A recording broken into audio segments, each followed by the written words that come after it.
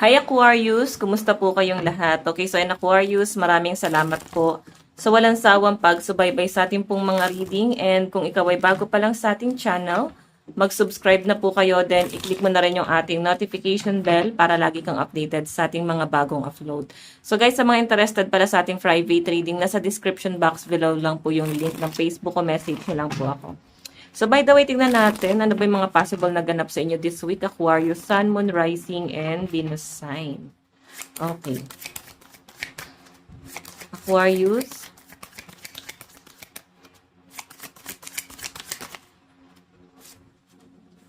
Oh. Ace of Swords. Nagiging matalino na at mas nagiging guarded ang mga Aquarius. Nakikita ko sa inyo guys, grabe yung betrayal na nangyari sa inyo. Kaya sobrang natauhan ka dito. Sobrang grabe yung trust issue mo na. Kaya to the point na pinag-iisipan mo na rin yung ibang tao sa paligid mo. Ganun yung pinapakita sa akin dito, Aquarius. Since Ace of Swords, yung energy mo dito. Ang dami ng challenge na nangyari sa inyo. Nadapa, bumangon, talaga nagkaroon ng mga ups and down. Pero ito kasing Ace of Swords is more on realization and kwento to ng pagbangon muli. Okay? Parang bumabangon ulit ang mga Aquarius sa kanilang pagkadapa. And parang may pinapatunayan or may napapatunayan naman talaga. Kasi matalino rin to guys, Ace of Swords. Marami itong nare-realize ngayon. Nakikita ko na parang go with the flow na lang din yung iba sa inyo. Kumbaga, focus ka na ulit dun sa goal mo at parang iitsapwera mo na ulit yung mga bagay na hindi na talaga nakakabuti. As in. Tignan natin Aquarius. The Emperor. So, pwedeng involved dito yung mga kaibigan. Pwedeng may na-imagine ka or nagiging guarded ka pagdating sa usaping pagkakaibigan or mga kaibigan. Okay? So, nakikita ko sa inyo guys, nanghihinayang ka pagdating sa relasyon mo sa mga friends mo, pero nandun ka na rin sa point na kailangan mo na rin i-limit yung circle of friends mo, no? Nakikita ko din sa inyo guys na hindi porke sila yung naging kababata mo or nakasama mo noong bata ka, hanggang ngayon nagkaedad ka, hindi ka nila guys gagawa na ng masama. Kaya nga ikaw ay nagkakaroon ng realization dito. Kasi nga, possible na nararamdaman mo yung panggugulang nila sa inyo. Or pwedeng isang tao na parang ginugulangan ka nito. Emperor ka dito. So, siguro may mga bagay na hindi matanggap ang mga Aquarius na parang matalino naman akong tao. Na para bang professional ka naman, alam mo yung ginagawa mo, pero parang ginagawa kang tanga-tanga netong taong to. Okay, marirealize mo na ginawa kang tuta talaga. Pinaikot, ginawang laruan, ganon. Tingnan natin guys.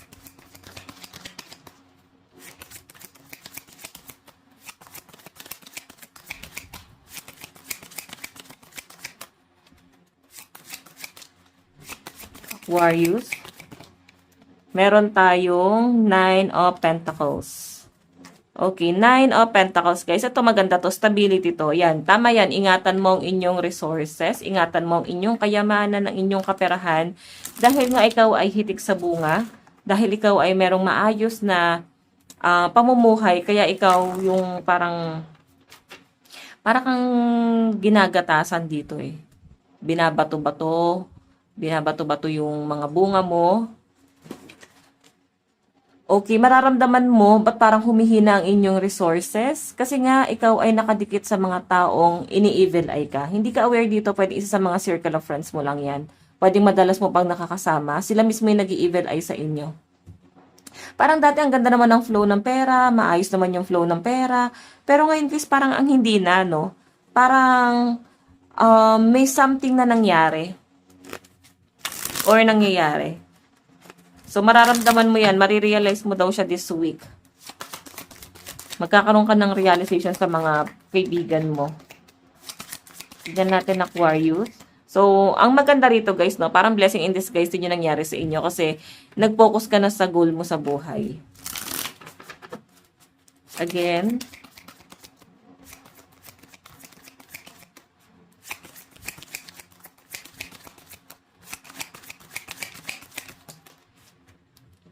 Okay, additional message.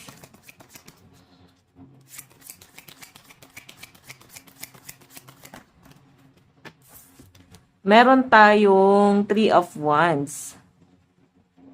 Okay? Three of Wands. So, yung pinapakita sa akin dito, guys, oh, may someone na nag-aantay sa inyo pero bulag-bulagan pa rin siya, no?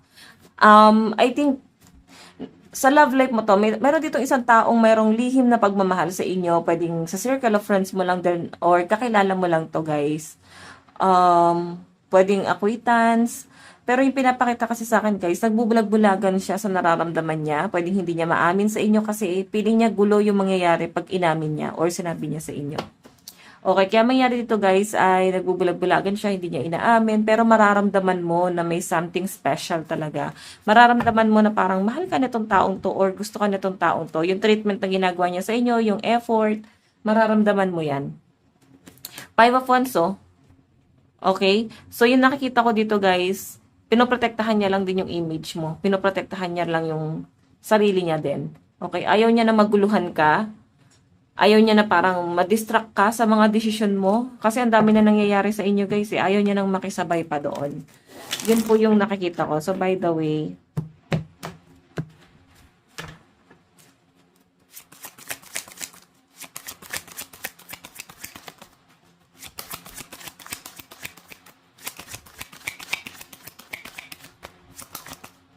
meron tayong The Hermit. Ayan, may mga pagninilay-nilay.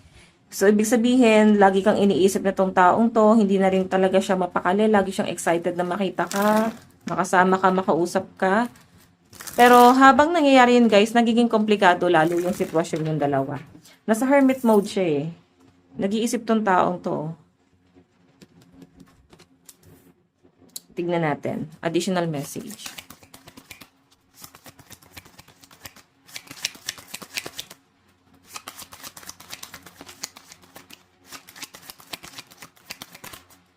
Meron tayong, naku. So, bumalik na naman tayo dito, guys. Sa kaibigan talaga, nakapokus yung energy mo sa mga kaibigan. Meron ako nakita ritong kaibigan mo na hindi talaga tapat. Isang kaibigan mo na sobrang malapit sa inyo na hindi nagiging tapat. Ginagamit ka nito. Ginugulangan ka nito pagdating sa pera. May nakikita ko dito, guys. May betrayal. Parang kalabisan na at talagang walang konsensya kung ano man yung ginagawa niya sa inyo, guys. As in, grabe yung panggagamit. Ganon. Tingnan natin.